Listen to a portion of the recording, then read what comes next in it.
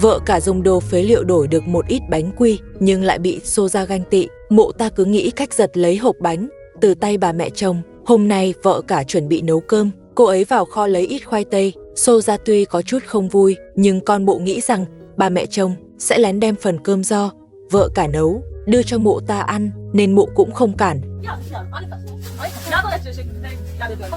Soja thấy con gái lớn rất dễ thương, liền bế cô bé vào lòng. Điều này là vợ cả không thể chấp nhận, hai người liền xảy ra tranh cãi.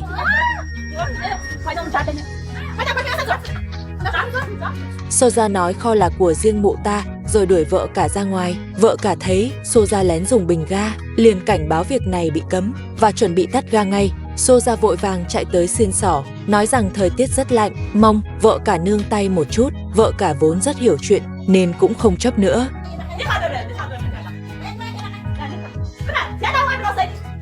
Bà mẹ chồng lại rất banh Soja, bà lén mang ít ấm chén sang Soja pha trà uống, đồng thời nói với mụ ta đợi vợ cả nấu cơm xong bà sẽ lại lén đem phần cho mụ ta.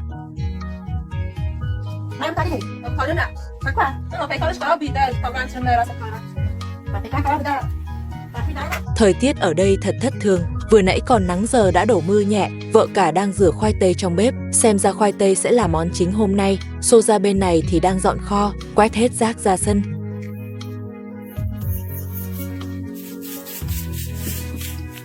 Dọn xong rồi, Soja trải tấm thảm bẩn rách xuống đất. Có lẽ vì con mụ quá lười nên tấm thảm chẳng bao giờ được giặt. Bà mẹ chồng đứng bên thúc giục, bảo mụ ta dọn nhanh lên vì ngoài trời đang mưa, khu này lại trũng thấp, nước mưa có thể tràn vào bất cứ lúc nào. Soja lấy khăn trải bàn họ dùng để ăn, nhét vào khe cửa cho kín.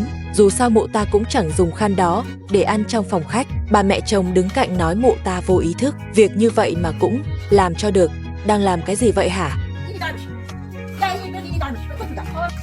Dù có con gái lớn ở đây, ông bố chồng thấy Soja lén dùng ga cũng sẽ không làm khó mụ ta. Họ bước vào kho, bà mẹ chồng nói lửa Soja bật hơi lớn sẽ làm cháy cái dây bên trên, bảo Soja mang cái dây sang chỗ khác. Soja nói dây để rất xa, bảo bà mẹ chồng đừng lo và cam đoan dây sẽ không bị cháy.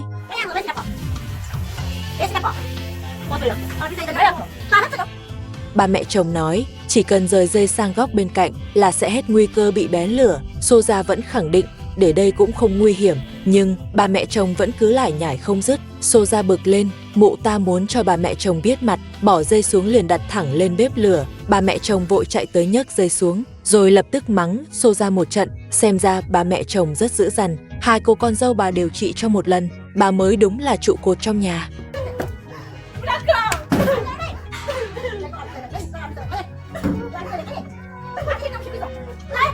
Bị mắng xong, Soja biết bà mẹ chồng không dễ chọc, mụ ta liền pha trà cho bà và cũng pha cho con gái lớn một ly. Mụ ta mong con gái lớn sau này đừng rút ống ga của mụ ta nữa, kẻo nguy hiểm.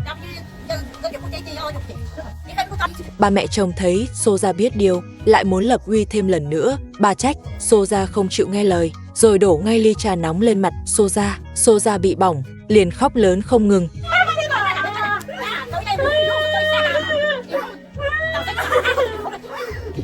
Soja hỏi bà mẹ chồng vì sao lại đối xử vậy với cô. Bà mẹ chồng nói cô phải biết nghe lời. Con gái lớn hoảng sợ chạy vào trong nhà.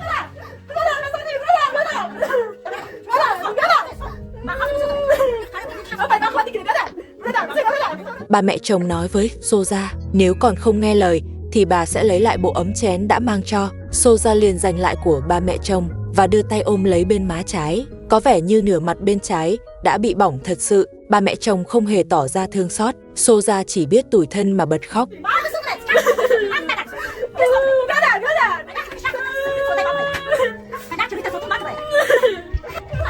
Ông bố chồng nghe thấy tiếng khóc, liền hỏi bà mẹ chồng chuyện gì xảy ra. Bà mẹ chồng nói Soja không biết điều. Ông bố chồng biết chắc lại là do bà gây chuyện, nên hối bà mau vào trong nhà. Nhưng bà mẹ chồng vẫn cứ cảm giảm, bảo Soja cố ý gây sự.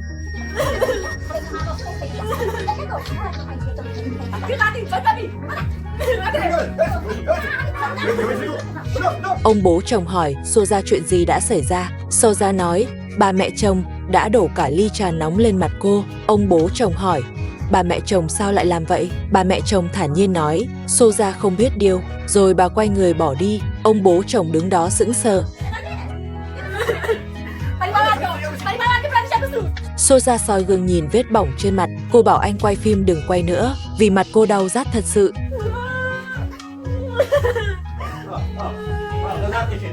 Ông bố chồng vẫn còn trách bà mẹ chồng, nói bà làm hơi quá đáng. Bà mẹ chồng nói phải để Soja nhớ đời. Nghe tiếng động, vợ cả cũng bước ra, thấy mặt Soja đỏ rực thì bật cười, bảo rằng hôm nay mộ ta cuối cùng cũng bị quả báo.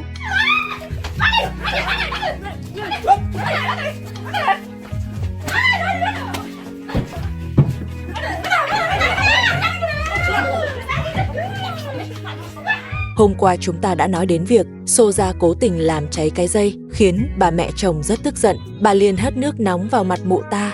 Sáng nay, Soja nhìn gương soi gương, rồi bật khóc không ngừng. Cô còn bảo anh quay phim đừng quay nữa. Lúc này Abu từ ngoài trở về, hỏi Soja đã xảy ra chuyện gì. Soja kể toàn bộ sự việc cho Abu nghe. Abu cũng vô cùng tức giận. Anh bước vào trong nhà, hỏi mẹ vì sao lại đối xử với Soja như vậy. Mẹ nói tất cả là do Soja gây ra. Mụ ta đem dây đặt lên lửa để đốt. Vợ cả đứng bên cạnh cười mãi không thôi, khiến Abu tức điên lên. Abu trút giận sang vợ cả. Ông bố chồng thấy vậy thì không chịu nổi, liền cầm gậy đuổi Abu ra khỏi nhà. Soja thậm chí còn muốn trả thù vợ cả. May mà có ông bố chồng ở đó nên vợ cả không bị thiệt nhiều. Vợ cả cũng rất tức giận, cô lao tới tấn công Abu. Abu định phản công thì bị ông bố chồng giữ lại, nhưng bà mẹ chồng lại xông đến đánh vợ cả. Bà còn nói lỗi là do vợ cả không nên trách Soja. Đúng là bà mẹ chồng quá vô lý. Abu xách ấm nước nóng suýt chút nữa tạt vào mặt vợ cả. Dường như Abu muốn vợ cả bị hủy dung nhan, giống như vợ út. Vợ cả đè Abu xuống đất. Soja chạy tới đánh vợ cả. Thậm chí bà mẹ chồng cũng lao vào đánh vợ cả. Trừ ông bố chồng, vợ cả trong nhà này đúng là bị mọi người bắt nạt. Soja còn nhân lúc hỗn loạn xô đổ giá phơi đồ của vợ cả. Vợ cả chắc chắn sẽ không bỏ qua chuyện này. Abu cũng chạy tới banh vợ bé. Hai vợ chồng đem mọi bực bội với bà mẹ chồng trút hết lên đầu vợ cả. Nhưng vợ cả rất kiên cường. Dưới sự hỗ trợ của ông bố chồng, cô mở màn một trận 1 đấu 2 và còn không hề lép vế. Abu dùng dây buộc vợ cả lại. Anh kéo mạnh một cái khiến vợ cả ngã xuống đất. Sau đó ba người lao vào đánh nhau. Cảnh tượng hỗn loạn vô cùng.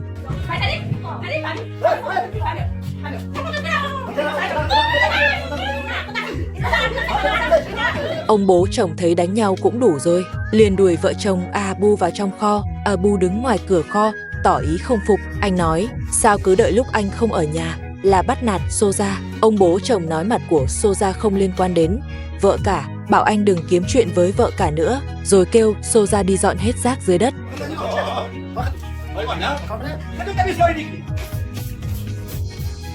Abu lên gặp mẹ để hỏi cho ra lẽ. Anh nói bà làm mặt Soja thành ra như thế này, sau này anh ấy ra đường sao dám gặp ai. Abu giận quá mà chẳng biết chút vào đâu. Anh không dám động vào mẹ nên quay sang trút giận lên người vợ cả.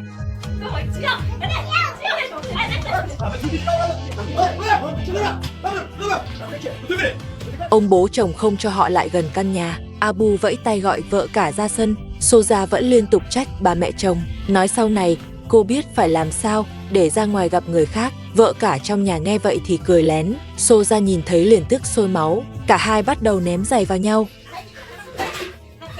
Bà mẹ chồng lại tiếp tục gây chuyện. Bà cầm gậy đánh vợ cả, trách cô không nên cười nhạo Soja. Trong kho, Abu lén đưa con gái lớn vào bên trong rồi đóng cửa lại. Ông bố chồng nhìn thấy, sợ anh lại gây chuyện với vợ cả nên bảo Abu đưa con gái lớn ra ngoài.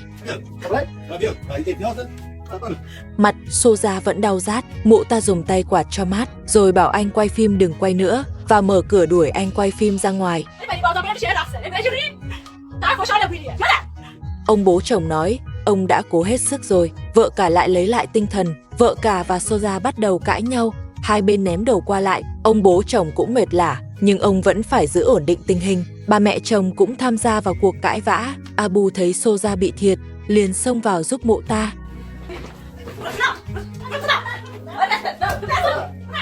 Ông bố chồng lại một lần nữa đuổi họ vào kho. Bà mẹ chồng còn giả vờ hỏi Soja xem mặt thế nào rồi? Soja vẫn rất tức giận, mụ ta nói mặt mình là do bà mẹ chồng gây ra.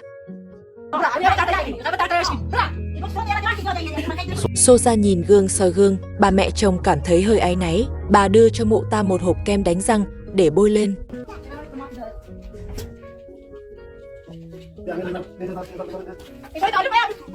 Abu cầm kem đánh răng định giúp, nhưng Soja không cho. Mụ ta sợ Abu lại làm mặt mụ bị tệ hơn.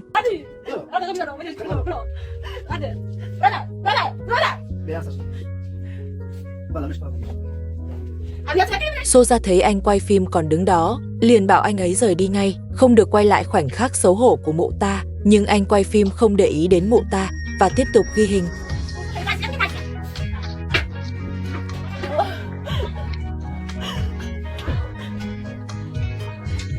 Quả thật là hai người vợ một vở kịch, ngày nào cũng có chuyện hay để xem, hẹn mai chúng ta cập nhật tiếp.